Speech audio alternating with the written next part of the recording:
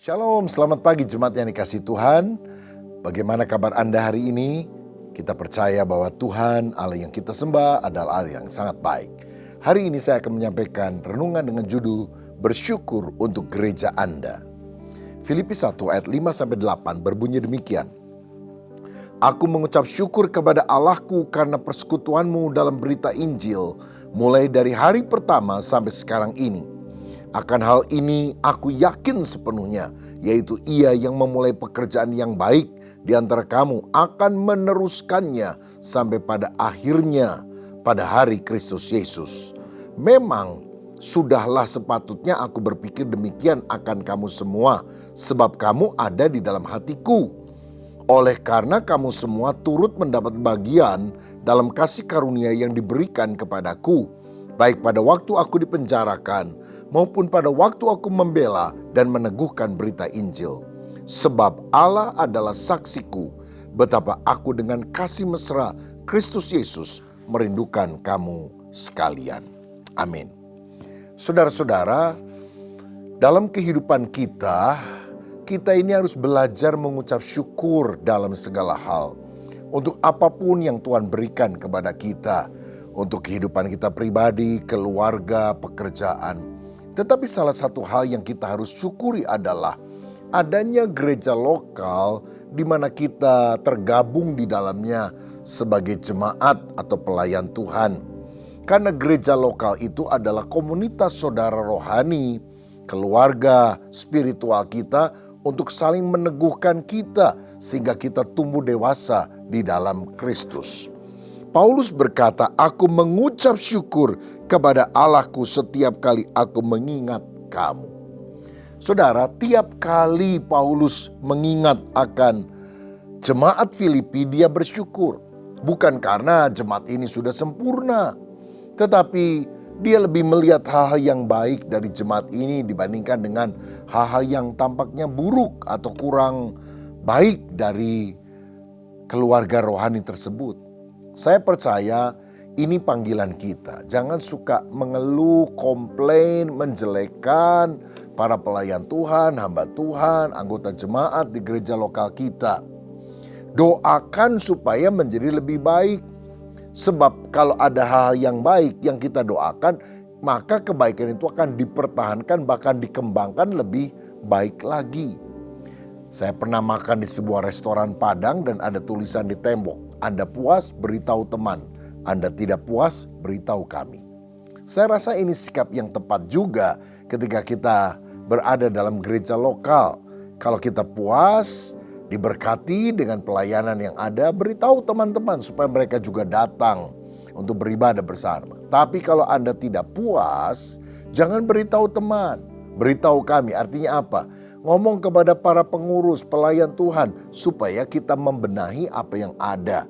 Dan saudara bukan hanya menjadi penikmat, penonton. Saudara harus terlibat memajukan gereja lokalmu. Dengan demikian engkau bisa bersyukur untuk keberadaan gereja yang Tuhan berikan kepada kita. Seperti halnya Paulus. Kenapa Paulus bersyukur? Dia berkata, karena persekutuanmu dalam berita Injil mulai dari hari pertama sampai sekarang. Saudara, memang Pauluslah yang memulai adanya jemaat Filipi ini dari pertama sampai sekarang. Kalau kita baca dalam Kisah Rasul 16, di sana kita tahu bahwa Paulus mau memberitakan Injil ke Bitinia yang ada di benua Asia. Tetapi Roh Kudus mencegah dia. Dan kemudian Roh Kudus mengarahkan melalui penglihatan, ada orang di Makedonia berkata, mari menyeberang dan tolonglah kami. Maka kemudian Paulus mengambil kesimpulan, itu adalah tuntunan Roh Kudus untuk dia pergi ke Eropa. Dan kota pertama yang dia jejaki dari Makedonia yang ada di Eropa itu adalah Filipi. Dia memberitakan Injil di rumah ibadat dan beberapa orang percaya termasuk Lydia, penjual kain ungu. Seorang yang tampaknya cukup memiliki harta yang cukup baik dan bisa punya pengaruh untuk juga mengajak orang-orang yang lain datang kepada Kristus. Tapi ternyata pelayanan yang dilakukan oleh Paulus di Filipi ini mendapatkan tentangan. Sehingga akhirnya dia ditangkap, dimasukkan di dalam penjara di kota Filipi ini. Tapi di dalam penjara Paulus dan Silas atau Silwanus memuji Tuhan sehingga gempa terjadi. Lepaslah belenggu mereka semua. Kepala penjara yang mau membunuh diri karena dia tahu kalau ada tawanan yang lari, hukuman bagi prajurit Roma atau penjaga penjara sedemikian adalah hukuman mati. Paulus berkata, jangan bunuh dirimu karena kami semua ada di sini. Lalu orang itu berkata, apa yang harus aku lakukan supaya aku selamat? Maksudnya adalah keselamatan kini dan di sini supaya dia tidak dihukum oleh kaisar. Lalu Paulus mengucapkan jawaban yang sangat komprehensif. Percayalah kepada Yesus dan engkau akan selamat, engkau dan seisi keluargamu. Hari itu juga kepala penjara dan seluruh keluarganya bertobat, dibaptis dan melayani Paulus mengobati luka-luka yang terjadi karena penahanan tersebut. Dan dari situlah jemaat Filipi mulai berkembang. Ini semua karena jasa daripada Rasul Paulus yang rela berkorban bagi pendirian jemaat. Tetapi dalam ayat tadi dikatakan oleh Paulus bahwa adanya jemaat ini adalah pekerjaan Tuhan. Bukan pekerjaan dia, tapi pekerjaan Allah Roh Kudus. Dengan demikian, Paulus tidak mau mencuri kemuliaan Allah bagi dirinya sendiri. Saudara, kalau kita bisa berhasil, bisa melayani dengan baik, kita tidak boleh bilang gara-gara saya semuanya berlangsung dengan baik. Kita harus berkata, Tuhanlah yang mengerjakan melalui saya yang terbatas ini dan juga melalui banyak orang lain yang mungkin tidak bisa disebutkan namanya. Karena pelayanan itu adalah urusan tim, bukan hanya soal pribadi. Dan Paulus kemudian berkata, Allah yang memulai pekerjaan baik akan meneruskannya sampai pada hari Kristus Yesus. Itu artinya jemaat Filipi yang telah ditanam oleh Tuhan akan terus berkembang sampai hari kedatangan Kristus kembali. Begitu juga kalau saudara mempunyai visi pelayanan.